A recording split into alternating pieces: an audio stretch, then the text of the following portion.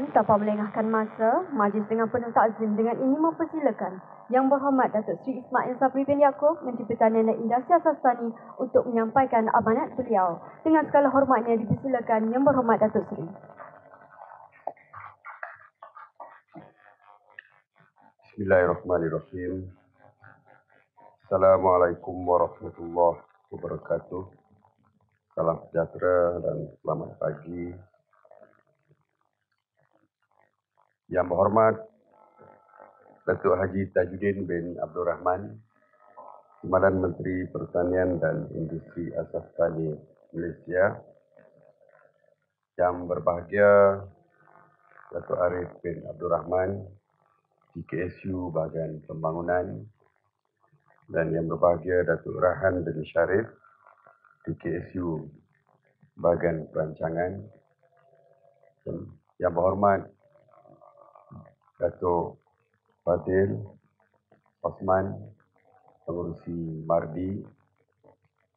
Yang berbahagia Tan Sri Badaruddin Amiruddin, Pengurusi PAMA, Ketua-Ketua Agensi, Ketua-Ketua serta Ketua-Ketua Bahagian, Setiausaha Bahagian, Ketua Pengarah Jabatan, Pengarah-pengarah negeri, seterusnya warga kementerian yang saya hormati sekalian. Pertamanya, saya ingin mengambil kesempatan ini untuk mengucapkan selamat berpuasa. Saya juga bagi pihak Timbalan Menteri ingin mengucapkan selamat berpuasa kepada semua. Dan sempena bulan puasa ini, suka saya ingatkan bahawa puasa jangan jadikan alasan untuk kita mengurangkan prestasi kerja. Tidak ada sebab di bulan puasa kita tidak boleh bekerja seperti biasa. Kalau kita lihat di dalam sejarah Islam kita, perang yang besar iaitu Perang Badar berlaku sewaktu bulan puasa. Dan Islam telah menang besar sewaktu Perang Badar tersebut. Kalau kita lihat kehidupan masyarakat luar bandar, masyarakat kampung, kita tidak pernah berubah dari segi cara hidup kita dan cara bekerja sewaktu bulan puasa. Yang menoreh getah tetap menoreh getah walaupun bulan puasa. Yang mengerjakan sawah, kalau waktu itu bulan puasa, mereka terus mengerjakan sawah. Yang menangkap ikan, terus menangkap ikan. Yang membawa perebet sapu di Kelantan, dan terus membawa perebet sapu di Kelantan. Yang membawa beca ataupun teksi di Kelantan, terus membawa beca atau teksi di Kelantan. Tidak ada perubahan. Sebab kalau ada perubahan di dalam hidup, tentulah golongan ini tidak akan berupaya mencari makan mereka sendiri. Jadi mereka terus bekerja. Saya ingat waktu saya kecil-kecil dulu. Di bulan puasa, orang menoreh getah tetap menoreh getah seperti biasa. Dan mereka tidak pernah mengeluh pun keletihan, tidak pernah mengeluh pun lapar, dahaga waktu berpuasa. Takkan kita yang berada di dalam bilik aircon seperti ini akan mengurangkan prestasi dan cara bekerja kita hanya kerana kita berpuasa. Jadi saya harap kita di kementerian kita terus bekerja seperti biasa. Saudara sekalian, kita telah pun memasuki separuh tahun di kementerian ini untuk tahun 2014. Sedar atau tidak, tanpa kita sedar, Kita telah pun berada separuh tahun. Dan yang perlu kita lihat, apakah kejayaan yang telah kita capai selepas 14 tahun. 14 selepas 6 bulan ataupun separuh tahun kita berada di 2014. Selama ini beberapa pengumuman telah pun dibuat. Di kementerian ini saya rasa hampir setiap bulan perkara-perkara baru dirancang. Hampir setiap bulan pengumuman perkara penting yang dirancang. Tetapi seperti yang saya telah jelaskan di dalam perjumpaan yang lepas, pengumuman semata-mata tidak penting. Yang penting bagaimana ianya dilaksanakan. Sebenarnya pengumuman tanpa pelaksanaan lebih baik daripada langsung tidak ada pengumuman. Kerana pengumuman yang tidak dilaksanakan lebih memburukkan keadaan. Kerana rakyat mengharapkan pelaksanaan daripada pengumuman tersebut. Kalau tidak ada pengumuman, rakyat tidak mengharapkan. Tetapi apabila ada pengumuman, rakyat mengharapkan pelaksanaan daripada pengumuman tersebut. Dan jika tidak dilaksanakan, ianya akan memburukkan keadaan dan akan memburukkan nama kementerian. Jadi kita perlu lihat, semak kembali. Adakah pengumuman yang telah diumumkan telah pun dilaksanakan? Saya sentiasa melihat secara sedar kadang-kadang. Saya pergi ke bawah, bertanya dan saya dapat jawapan. 2 hari lepas, 3 hari lepas, saya pergi melawat ke Pasar Tani. Hari Jumaat, melawat ke Pasar Tani, Putrajaya. Waktu lawatan, saya ke gerai menjual ikan. Ikan kembung harganya RM15. Tidak ada bezanya dengan pengumuman dan selepas pengumuman. Kalau harga kembung, harga RM15 di Pasar Tani. Saya tanya peniaga tersebut, daripada mana dapatnya ikan kembung ini? Jawapan dia adalah daripada pemborong ataupun orang tengah. Itu jawapannya. Bermakna nikmat yang saya harapkan untuk membantu khususnya peniaga di Pasar Tani mendapat ikan direct daripada nelayan tidak berlaku. Tidak berlaku. Di Pasar Tani, saya tidak kata di pasar awam. Kalau di pasar awam, itu adalah fasa yang kedua dan ketiga. Tetapi fasa pertama, iaitu peniaga di dalam kawalan kita. Di depan mata kita. Harapan saya ialah sekurang-kurangnya peniaga di Pasar Tani boleh mengambil ikan direct daripada nelayan. Pak saya dah kata, nikmat mesti membeli ikan terus daripada nelayan dan dibawa ke pasar. Ke pasar tersebut, pasar pertama adalah Pasar Tani. Maknanya masih belum dilakukan. Ayam, harga yang terbaik adalah RM6.80. Walaupun harga sebenar RM7.80. Saya tanya dia bagaimana dapat ayam ini? Daripada ladang dia sendiri. Ada yang satu lagi RM7 daripada ladang ayam. Bagus. Itu karya itu boleh nampak. Jadi ini yang saya mahu, pelaksanaan ini yang saya sebutkan. Itu tak termasuk perkara-perkara lain lagi. Banyak lagi perkara-perkara yang berlaku yang kalau kita lihat dengan secara detail, banyak lagi pelaksanaan yang masih belum dilaksanakan dengan betul. Kita masih ada masa lagi. Dan saya selepas ini, oleh kerana waktu sudah pun setengah tahun, saya mahu mendapat kajian yang jelas mengenai kesan daripada pelaksanaan kempen jihad memerangi orang Tengah.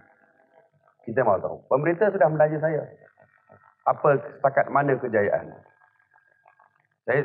Pemerintah dah tanya saya. Jadi saya setakat ini kita tidak tahu apa impak dia, berapa kesan dia, berapa peratus dari segi nelayan yang telah pun terkeluar daripada menjual kepada orang Tengah. Padi, berapa banyak pesawah yang tidak lagi menjual kepada orang Tengah. Berapa banyak produk-produk lain pertanian yang tidak dijual kepada orang Tengah. Berapa banyak setakat ini pusat pengumpulan yang telah kita wujudkan, yang mana petani-petani telah pun menjual kepada pusat-pusat pengumpulan. Sekarang kita mahu secara detail. Dari setengah tahun ini kita mahu tahu secara detail. Kurang-kurangnya bila pemerintah tanya, saya boleh beritahu 10% kejayaan. Tekun setakat ini. Belum ada nelayan yang minta, walaupun 40 juta telah disediakan. Belum lagi. Kenapa belum lagi? Adakah mereka tak mahu membebaskan diri daripada orang Tengah, ataupun mereka tak tahu adanya pinjaman tersebut? Jangan ingat apabila saya umumkan dalam surat khabar, semua nelayan baca surat khabar. Tak mesti nelayan baca surat khabar. Kalau nelayan tak baca surat khabar, kita sepatutnya dah tahu siapa nelayan tersebut. Kalau kita perlu pergi ke rumah nelayan tersebut, kita pergi ke rumah nelayan tersebut untuk membebaskan mereka daripada cengkaman orang Tengah tersebut. Ini yang patut kita lakukan. Proaktif ini yang saya mahu daripada kita semua. Bukan kita duduk di pejabat, tunggu nelayan datang. Tekun mungkin tunggu nelayan datang. Tapi Persatuan Nelayan sepatutnya turun untuk cari dan bawa nelayan untuk selesaikan. Kita tahu nelayan satu kumpulan yang tidak akan berusaha untuk membebaskan kerana dari segi kemampuan mereka untuk pergi ke pejabat tekun. Yang pertama, mereka hari-hari ke laut, busy. Mereka lebih busy daripada kita. Kita boleh minta MC. Mereka tak ada MC. Kerana gaji mereka harian. Mereka pergi ke laut. Yang pertama, mereka pun malu nak berjumpa dengan pegawai. Kadang-kadang, saya tahu orang kampung ni, dengan pegawai kerajaan ni, mereka rasa terlalu rendah diri untuk datang nak berjumpa. Jadi kita patut pergi jumpa mereka. Jadi ini perkara detail yang perlu kita ambil peranan. Jadi sekarang dah setengah tahun. Perkara yang tak berlaku, bukan kerana salah nelayan, bukan kerana salah petani, tetapi mungkin salah kita. Dari segi perang, jihad ini, berapa ramai petani dah tahu? Berapa banyak informasi tentang peranan kita ni petani dah tahu? Pesawah-pesawah, kita beritahu dia kita nak jual, kita nak beli padi mereka, ada pusat pengumpulan, kita nak kisar padi mereka. Berapa banyak program majlis penerangan dah dilakukan? Kalau kita cek betul-betul, berapa majlis penerangan kepada petani dah dibuat, berapa majlis penerangan kepada nelayan dibuat tentang apa yang kita umumkan ini, saya rasa mungkin tidak ada pun majlis penerangan. Saya dah kata, we have to educate mereka. Kalau nak educate mereka, mesti sekurang-kurangnya ada majlis penjelasan. Saya tak tahu berapa banyak majlis penjelasan. Jadi, saudara-saudari sekalian, pengumuman semata-mata tak penting. Yang penting adalah gerak kerja ke akar umbi untuk sampai ke bawah. Jangan tunggu mereka datang, kita pergi kepada mereka. Saya dah beritahu dah. Approach pegawai-pegawai kita. Approach kita. Bukan lagi tunggu mereka datang, tetapi kita mesti pergi kepada mereka. Itu yang sepatutnya berlaku pada hari ini. Saudara-saudari sekalian, kita telah pun mewujudkan War Room di kementerian kita. War Room ini adalah database untuk mengetahui dengan lebih jelas tentang setiap sektor dan subsektor di bawah kementerian kita. kita mempunyai dasar-dasar tertentu yang jelas, sasaran-sasaran yang jelas. Dan selama ini kita tidak mempunyai database yang jelas. Dengan itu saya merasakan bahawa tanpa database, tentu saja sasaran-sasaran yang kita tetapkan tidak akan kita dapat capai. Sekarang ini kita dah ada war room, dah ada database. Jadi yang pentingnya ialah kita mesti bekerja keras ke arah mencapai apa yang kita sasarkan. Dan kita mesti tahu apa yang kita nak buat. Misalnya sekarang ni, kita kata aquaculture. Ini dasar baru kita. Aquaculture kita 50% tahun 2020. Untuk mencapai aquaculture 50%, kita kena tahu apa yang akan kita buat untuk mencapai 50% tersebut. Berapa peningkatan dia setiap tahun dan sebagainya. Sekarang ni kita kena tahu, kita kena ada data yang jelas. Misalnya dalam bulan puasa ni, berapa ekor lembu diperlukan? Misalnya, saya telefon Dr. Azmi. Betul. Datuk Dr. Azmi. Betul. Pemerintah tanya saya exactly apa yang saya jangka. Waktu saya di Pasar Tani. Saya tanya dia, berapa ekor lembu diperlukan di setiap bulan? Orang Malaysia makan lembu berapa ekor sebulan? Dalam bulan puasa berapa keperluan lembu? Peningkatan lembu. Kita kena ada detail perkara ni dengan jelas. Barulah kita boleh tahu berapa yang kita perlukan. Katakan tiba-tiba bulan depan, kerana panas, kemarau, lembu mati banyak. Berapa ekor yang kita keluarkan? Kalau kita tak tahu berapa yang kita perlukan setiap bulan, bagaimana kita nak tahu berapa banyak yang kita perlu import dan sebagainya? Kita perlu tahu berapa keperluan. Ayam, bulan puasa. Bulan tak puasa, berapa ekor kita perlukan? Berapa ekor yang kita perlukan tambahan? Berapa ekor yang ada dalam negara? Berapa ekor yang kita kena import daripada luar? Jangan kita import daripada luar terlampau banyak. Kalau dalam negara sudah mencukupi. Sebab kalau kita import di luar negara terlampau banyak, mati penternak ayam di dalam negara. Jadi ini semua memerlukan perancangan yang jelas. Sebab itu kita telah pun mewujudkan war room supaya kita dapat jelas. Begitu juga cili. Berapa banyak cili yang diperlukan, berapa banyak cili yang telah dikeluarkan, berapa banyak cili yang diperlukan. Sekarang ni kita perlu detail. Daripada negeri-negeri kita perlukan detail. Daripada daerah kita perlukan detail. Daerah Rembau, berapa banyak diperlukan ayam, lembu, kambing, ikan dan sebagainya diperlukan di situ. Dan berapa banyak diperlukan untuk seluruh Negeri Sembilan. Semuanya kita perlukan secara detail selepas ini. Tak boleh main agak-agak. Sebab kalau kita agak-agak, itu yang akhirnya berlaku kekurangan di satu-satu negeri. Kekurangan di satu-satu daerah. Kerana kita tidak tahu berapa sebenarnya keperluan di kawasan-kawasan tersebut. Jadi, kerja tuan-tuan dan perempuan selepas ini adalah kerja yang lebih terarah, kerja yang lebih detail. Kerana war room selepas ini akan mendapat secara detail keperluan, pengeluaran dan sebagainya. Pengeluaran cili dari daerah Rembau, berapa persen? Berapa banyak? Berapa tan? Berapa tan yang dimakan orang Negeri Sembilan makan cili? Kita tahu orang Negeri Sembilan suka pedas, mesti lebih banyak daripada negeri lain. Jadi berapa tan? Kita kata je, orang Negeri Sembilan ni podas makanannya. Tapi podasnya berapa banyak? Supaya tak tahu. Supaya timbun je lah cili kat Negeri Sembilan. Rupanya budak-budak Negeri Sembilan zaman moden ni dah tak makan cili dah. Dah. Rupanya orang Kelantan pula suka makan pedas. Dah tersalah strategi. Sana banyak cili, sepatutnya tak banyak. Sini banyak cili.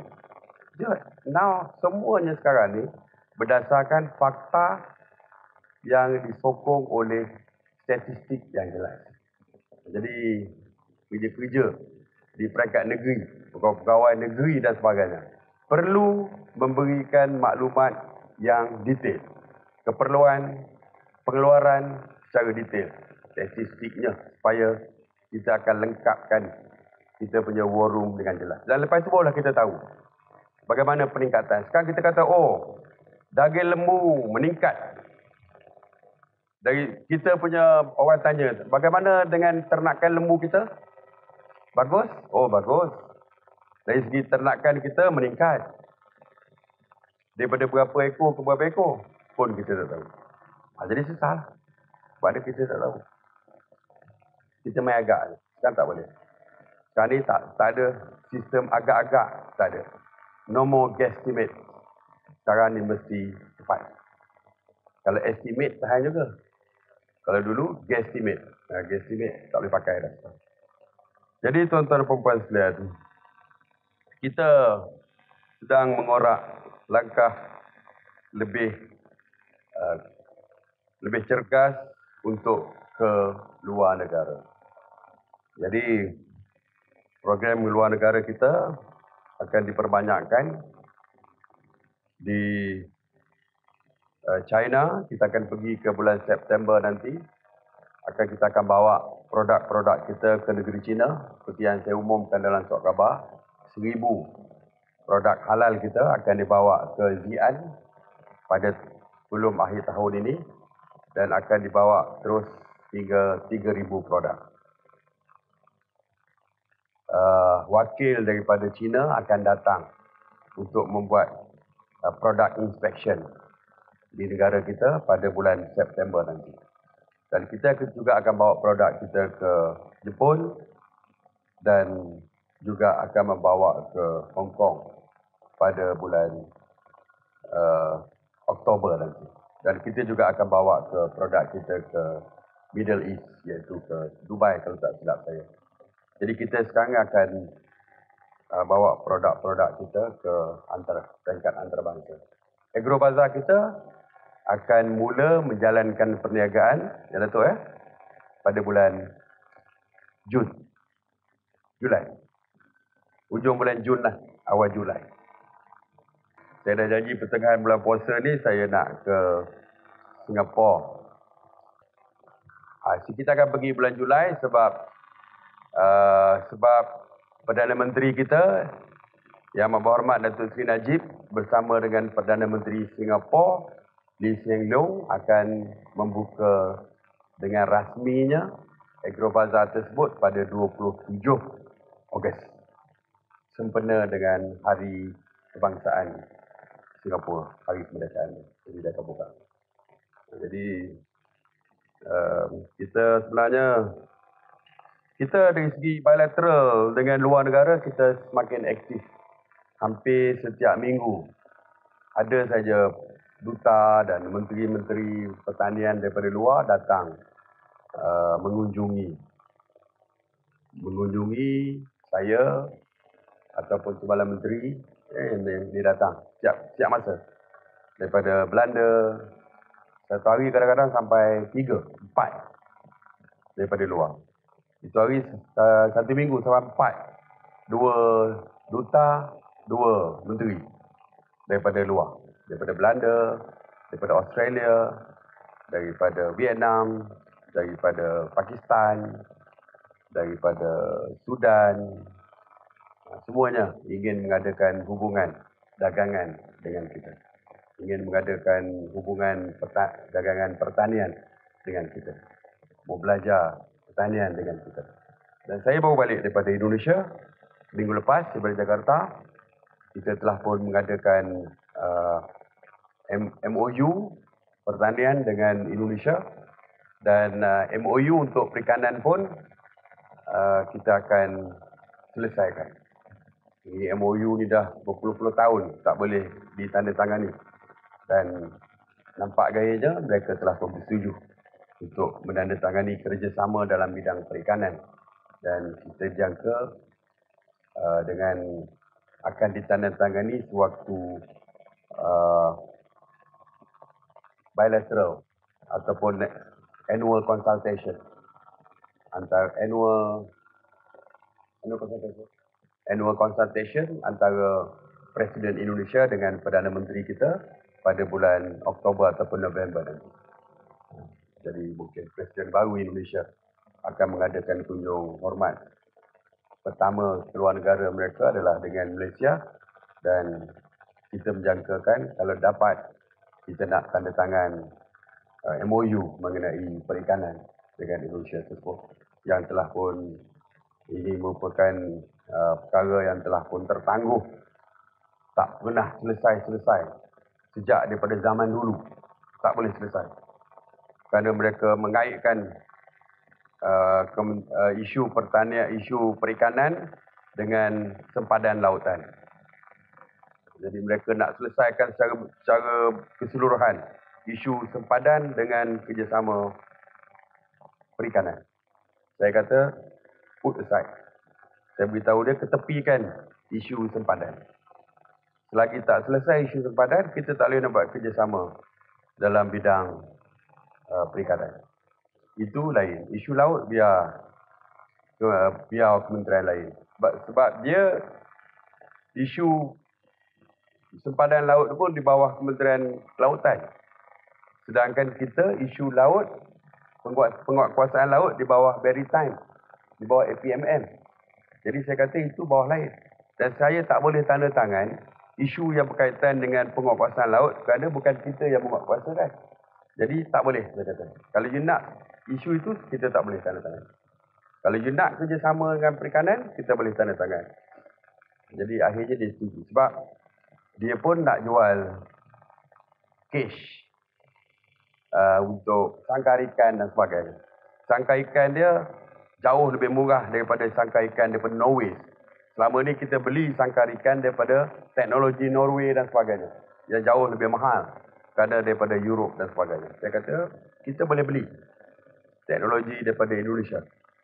Sebab Indonesia ini dari segi aquaculture, dia jauh mendahului kita.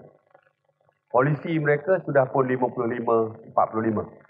Kita baru nak 50-50, 20-20. Dia 20-20, 80-20. 80 aquaculture, 20 laut. Jadi walaupun mereka dikelilingi oleh laut, pulau-pulau, tapi mereka masih melihat bahawa aquaculture itu penting. Jadi dasar baru yang kita perkenalkan 50-50 ini sebenarnya adalah dasar yang sama dengan seluruh dunia, negara di dunia ini, iaitu memberikan fokus kepada aquaculture. Nasib baik kita tukar. Kalau kita masih lagi 20-80, mana kita adalah dasar yang amat ketinggalan dari segi dasar perikanan ini. Jadi saya haraplah kita telah pun meneroka jauh keluar negara, tetapi jika kita masih lagi tidak berubah dengan cara kita, pendekatan kita di dalam negara, tidak ada guna. Jadi sekali lagi lah, di dalam bulan puasa yang mulia ini, saya ingin menarik kembali perhatian kepada saudara-saudari sekalian bahawa banyak perkara yang perlu dilakukan.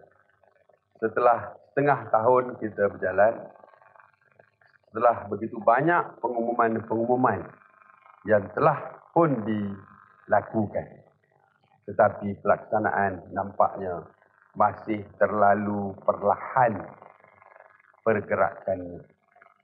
Jadi saya amat berharaplah supaya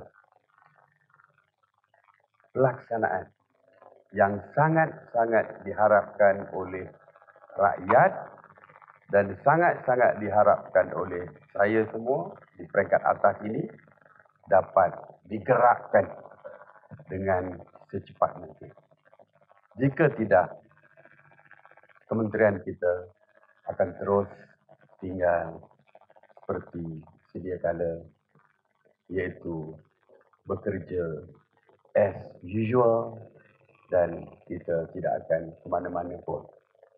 Jadi akhirnya kita semua akan diketawakan oleh orang kerana bercakap berdegar-degar, pengumuman begitu banyak, tetapi nothing out there.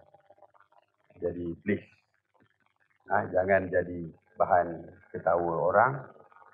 Kita mesti melakukan sesuatu yang terbaik untuk kepentingan nelayan, petani dan penternak, kerana ini adalah amanah yang diberikan oleh Allah Subhanahu Wa Taala kepada kita untuk melaksanakan tanggungjawab kita. Jadi saya sebut sikit dengan jelas amanah. Kerana dalam bulan puasa ni, saya nak sebut bahawa jangan kita sia-siakan amanah dan tanggungjawab. Jadi, selamat berpuasa kepada semua. Terima kasih. Assalamualaikum warahmatullahi wabarakatuh.